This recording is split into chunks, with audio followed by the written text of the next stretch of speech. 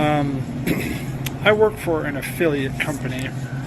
I am a merchandiser, and the sole product of the company I work for is Anheuser-Busch products.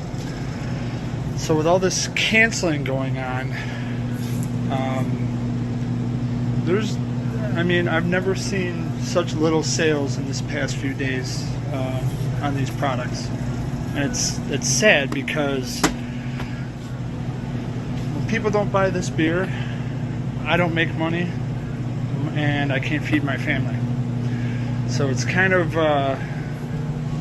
heartbreaking, I guess, that Anheuser-Busch did what they did.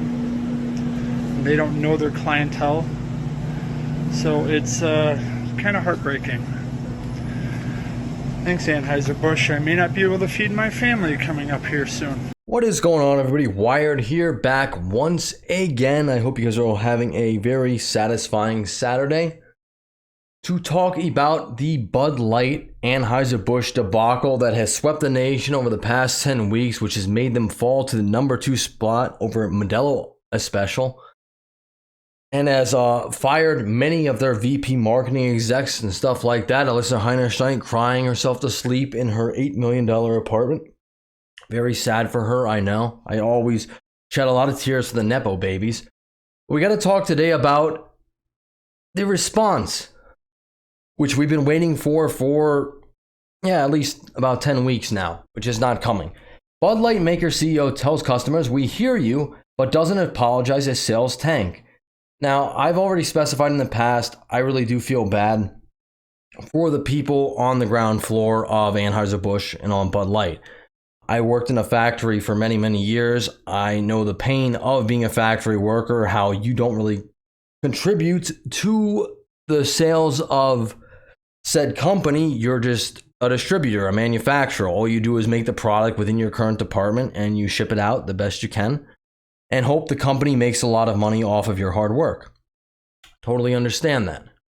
However, I don't feel like it's right that the CEO of the company feels like that this is a guilt moment, a cry moment for the consumers. We'll feel about our customers. You should have felt about your customers before you sponsored Dylan Mulvaney, but you didn't. Anheuser-Busch CEO Brendan Whitworth has released a message telling consumers, "We hear you," as sales of beer giants Bud Light brand continue to slide following a partnership with transgender activist Dylan Mulvaney. In a post titled "Anheuser-Busch announces support for frontline employees and wholesale partners," Whitworth said, "We recognize that over the last 2 months, the discussion surrounding our company and Bud Light has moved away from beer, and this has impacted our consumers, our business partners, and our employees. And again, I do feel for the distributors, for the frontline workers. I have empathy for them. I was a frontline worker for, a lot of years. So I do feel for them. However, this is on the marketing executives, the CEOs, the higher ups. You cannot try to pass the buck onto these people and try to gain empathy or sympathy off of them. That's just not right. That's not how capitalism should work. Consumerism should work. The failure is 100% your own. And if you really feel that bad, I would have a drastic pay cut. Maybe don't take that $1 million salary. I kid, I'm sure it's more than that. "We are a beer company and beer is for everyone," he continued. Since late March, Bud Light parent Anheuser-Busch has seen its market value plummet by over $35 billion to $99 billion, down from $134.5 billion, which is catastrophic. Whitworth announced 3 important actions to move the company forward, including investing to protect the jobs of our frontline employees and providing financial assistance to our independent wholesalers to help them support their employees. Well, I think that is a great move to support the people who prop up your company. I really do. I'm not going to naysay that. I think that is the correct move. I think you should do that. I don't think you need to announce it though, because this is all your fault. And to try to pass it off onto anything else is, very disingenuous. Third, to all our valued customers, we hear you. Our summer advertising launches next week, and you can look forward to Bud Light reinforcing what you've always loved about our brand. It's easy to drink and easy to enjoy. Well, one, Bud Light has never been easy to drink and it's never been enjoyable. It's cheap and it's easily accessible, which is why people consume it. So to say anything else is completely laughable. To act like Bud Light is some sort of pinnacle of beers. I mean, like I'd take a Yingling any single day over a Bud Light. The CEO vowed, as we move forward, we will focus on what we do best, brewing great beer and earning our place in moments that matter to you. You know, it's like maybe you should have done that before you launched a campaign with TikTok grifter Dylan Mulvaney, doing woman face to insult most of the country and not even be supported by the LGBTQIA community. Maybe you should have done that before Alyssa Heinerschnight came out and said the brand was fratty and they needed to reform. But no. You know, hindsight's 2020. Cue that Captain Hindsight clip from South Park if I had it. I wish I did, but I don't. News and IQ data provided to Fox Business by Bump Williams Consulting showed that for the week ending June 3rd, Bud Light sales were down 24.4% compared to a year ago. Over the last 4 weeks ending June 3rd, the data showed Bud Light sales were down 24.6% relative to the same period last year. I wonder why that would be. I can't imagine. Modelo Special has passed Bud Light as the number one selling beer brand on a dollar basis for the 4-week and single week period ending June 3rd, which is something that has not happened in the past 30 years. Just let that sink in.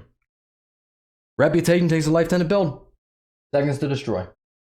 Meanwhile, sales of Coors Light increased by 25.8% and Miller Lite rose by 21.4% over the same period.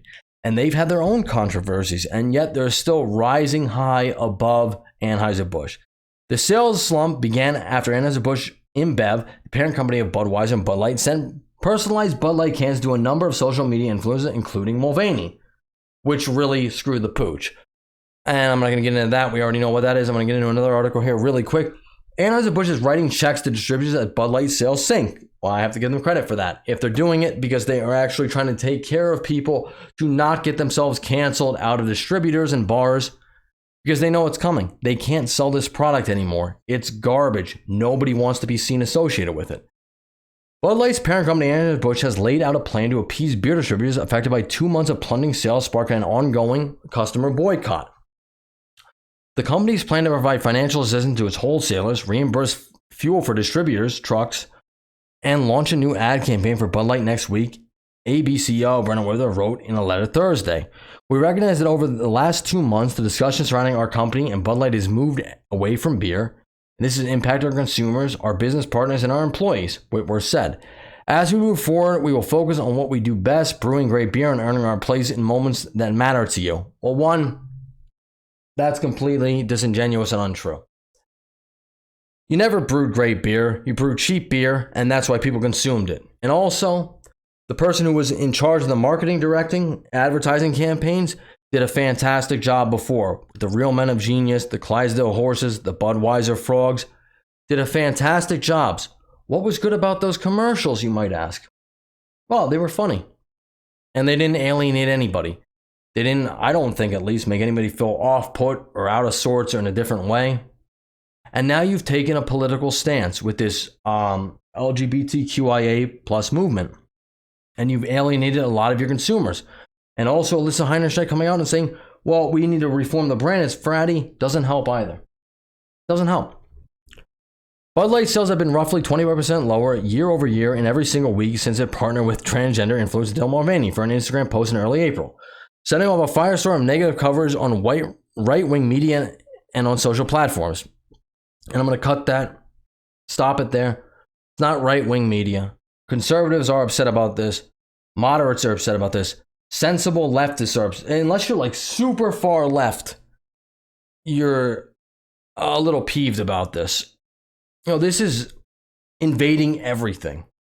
This whole culture it's consuming literally everything. And this is just like the buck stops here. It really does. So I applaud everybody, like I said, who's listening to me. I appreciate all of you. If you were a Bud Light drinker formerly and you've stopped consuming this brand, I applaud you. I really do. Because that's the only thing they understand. They can pour more money into it. And you know what? Some of their consumers will come back. They will. But there are people who will never, ever drink an Anheuser-Busch product again. And that's on them. They didn't need to get involved with politics, but they wanted to get that sweet, sweet ESG score. And now it's come back to bite them. And they have nobody to blame themselves. And I love chronicalizing their failures. I really do. Because this woke nonsense has to end. If not for us, for our children. That's all I got for this one. Leave a like on the video. Subscribe to the channel if you haven't already. It helps out the algorithm. I really appreciate you listening this long. And I hope you guys have a great day. Thank you for listening. Later.